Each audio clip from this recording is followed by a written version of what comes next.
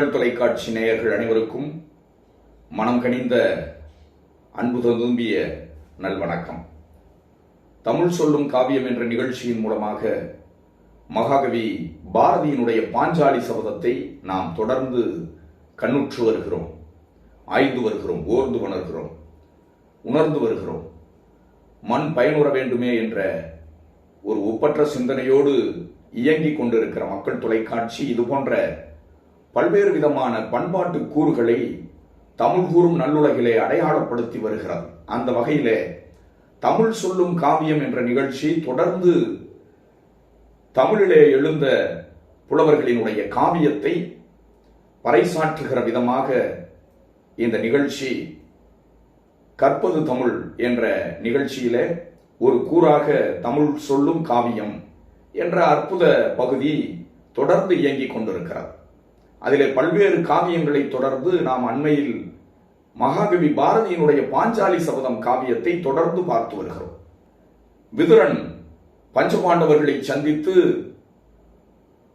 மண்டபத்திற்கான அழைப்பினை விடுத்து விருந்தோம்பல் செய்தியினை பகிர்ந்து கொண்டு அத்தோடு இடையிலே இலைமறை காயாக விதுரன் ஒளிவு மறைவு இன்றி தீய சகுனியினுடைய பேச்சை கொண்டு கேட்டுக்கொண்டு துரியோதனன் அந்த மண்டபம் காணுகிற விருந்தோம்பல் நிகழ்ச்சிக்கு இடையிலே உங்களை சூதிலே ஏற்படுத்தவும் சூதிலே பங்கேற்கவும் அங்கே ஆயத்த பணிகள் நடந்து கொண்டிருக்கின்றன என்ற செய்தியையும் சொல்லி வைத்தான். நாம் ஏற்கனவே நேற்றைய தினம் ஒரு கூற்றினை நாம் பார்த்தோம். நீதி தருமனும் சூதிலே விருப்பமுடையவன் என்ற சகுனியினுடைய கூற்றினை பாரதி வாக்காக நாம் நேற்றைய தினம் பார்த்தோம். அது உண்மைதானா? எந்த வகையிலே அது உண்மை? சகுனி சொல்லிவிட்டான் என்பதற்காக தருமன் சூது ஆர்வம் மிக்கவனா என்ற கூற்று ஒன்று இங்கே குறுக்கே நிற்கிறது. ஆனால் பாரதி வியாசர் வில்லி சொல்லாததை கூட சில நேரங்களிலே திருதராஷ்டிரனுக்காகவும் தருமனுக்காகவும் இங்கே புதிய பாதையை போட்டு அமைக்கின்றான். விதுரன் பஞ்சபாண்டவர்களை அழைத்து மண்டபத்தை காணச் செய்து இடையிலே சூது நிகழ இருக்கிறது என்று சொன்னவுடன் தருமன் கொதித்து போகின்றான்.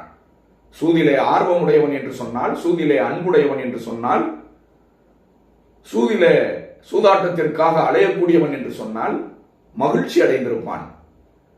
நாங்கள் சந்திக்க தயார், சூதாட்டத்தை நிகழ்த்துகிற துரியோதனனை நாங்கள் முறியடிக்க தயார், எந்த சூழ்நிலைக்கும் நாங்கள் தயாராக இருக்கிறோம் என்று எடுத்த எடுப்பிலேயே தருமன் சொல்லி இருக்கலாம். பாஞ்சாலி சபதத்தினுடைய தருமன் விதுரனுடைய கூற்றை கேட்டு கொதிக்கின்றான், வேதனை அடைகின்றான், வெம்புகின்றான், விசும்புகின்றான்.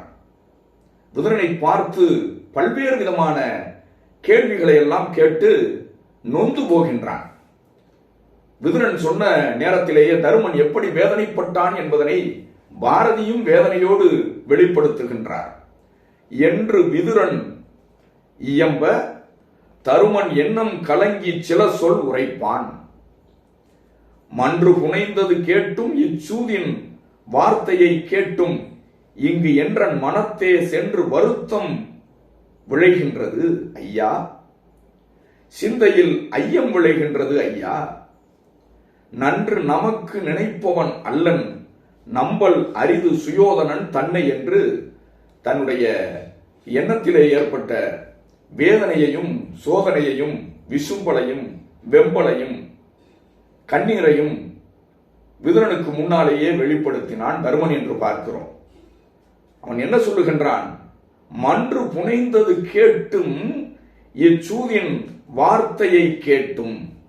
மண்டபத்திற்கு அழைத்ததை கேட்டவுடன் ஒரு மகிழ்ச்சி என்னிடத்திலே இருந்தது. அவர்களும் மண்டபம் எழுப்பி இருக்கிறார்களா?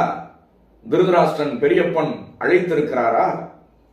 சிற்றப்பன் வந்து அழைக்கிறீர்களா? எனக்கு மகிழ்ச்சி ஏற்பட்டது. அடுத்து அடியிலேயே அடிமடியில் நெருப்பை கட்டியது போல ஒரு செய்தி சொன்னீர்களே, என்ன சொன்னீர்கள்? வார்த்தையை கேட்டும், இச்சூதின் வார்த்தையை கேட்டும். சூது நிகழப் போகிறது என்று நீங்கள் சொன்ன மாத்திரத்திலேயே நான் துடிதுடித்து போனேன், வருத்தம் விளைகின்றது ஐயா என்று சொல்லுகின்றான் தருமன். சிந்தையில் ஐயம் வேறு நிகழ்கின்றது. மன்று என்றால் மண்டபம். மண்டபம் என்பது நாம் தூய தமிழ் சொல்லாகவும் இலக்கிய சொல்லாகவும், மன்றம் என்பதனை வழக்கு சொல்லாகவும் பயன்படுத்தி கொண்டிருக்கிறோம். அதனால் தான் பட்டி மண்டபம் பாங்கறிந்து ஏறுமின். பட்டி மன்றம் என்பது காலப்போக்கிலே ஏற்படுத்தி கொண்டது.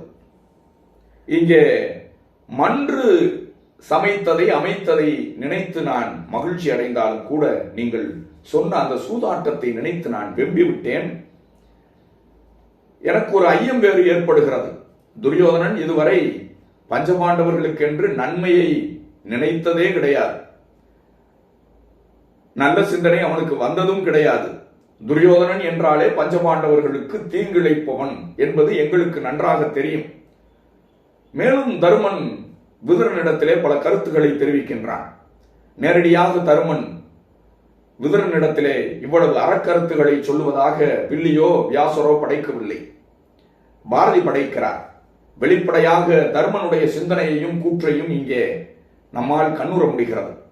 விதுரனிடம் தருமன் சொல்லுகின்றான், இதுவரை எங்களை எத்தனை முறை கொல்ல சதி செய்திருப்பான், குரூர செயல்பாடுகளிலே எத்தனை முறை ஈடுபட்டிருப்பான் துரியோதனன், தம்பிகளை வைத்துக் கொண்டு எத்தனை முறை எங்களை அழிக்க முற்பட்டிருப்பான், ஒழிக்க முற்பட்டிருப்பான். அவன் அனைத்தும் எங்களோடு நேருக்கு நேர் நின்று போராடிய வரலாறே இல்லையே. முதுகிலே குத்துகிற பழக்கம் தானே துரியோதனனுக்கு உண்டு. அவற்றையெல்லாம் சொல்ல வேண்டும் என்று சொன்னால் இந்த நேரத்திலே சொல்லில் அடங்க முடியாத வேதனை என்னிடத்திலே எழுகின்றது. சொல்லிலே அடக்கி வைக்க முடியாத அளவிற்கு வேதனை. சூது ஒரு வகையில நேருக்கு நேர் நின்று போராடுகிற போராட்டத்தை தவிர்க்கிறது. ஆனாலும் கூட பொருளை பெறுவதற்கு சூது ஒரு சரியான வழியா, மன்னர்கள் ஏற்கத்தக்க வழியா? எனக்கு ஐயம் ஏற்படுகிறது. மேலும் என்னென்ன விளைவுகளை துரியோதனாதியார்கள் ஏற்படுத்த போகிறார்களோ என்று நான் வேதனையிலே இருக்கின்றேன். நேருக்கு நேர் சந்திக்கிற ஆற்றல் அவர்களுக்கு இல்லை.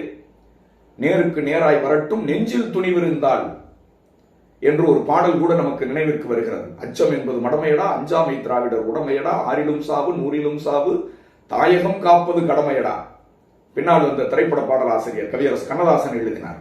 நேருக்கு நேர் சந்திக்கிற ஆற்றல் துரியோதனனுக்கு எப்பொழுது இருந்திருக்கிறது? சூதில் செல்வத்தை பெறுவ முனைவது என்பது சரியான செயலா?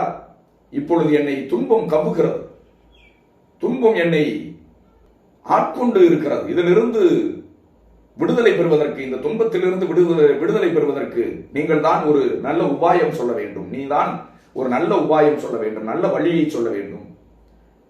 அடுத்த பயணம் நாங்கள் எப்படி நிகழ்த்துவது என்பதனை நீதான் எங்களுக்கு வழிகாட்ட வேண்டும் என்று வந்த விதுரனிடமே தருமன் ஆலோசனையை கேட்க ஆரம்பித்த செய்தியை இந்த பாடல் உணர்த்துகிறது. இந்த பாடல் தருமனை சுத்தமுள்ளவனாக, அறம் உள்ளவனாக, நியாயம் உள்ளவனாக, நேர்மை உள்ளவனாக, கௌரவர்களை நினைத்து கவலைப்படுபவனாக இந்த பாடல் அடையாளப்படுத்துகிறது. தருமன் விதுரனிடம் கேட்ட கேள்விகளுக்கு விதுரன் என்ன பதிலளித்தான் என்பதனை நாளைய தினம் சந்தித்து சிந்திப்போம். அதுவரை உங்களிடம் இருந்து விடைபெறுகிறேன். நன்றி, வணக்கம். முனைவர் பாகை கண்ணதாசன்.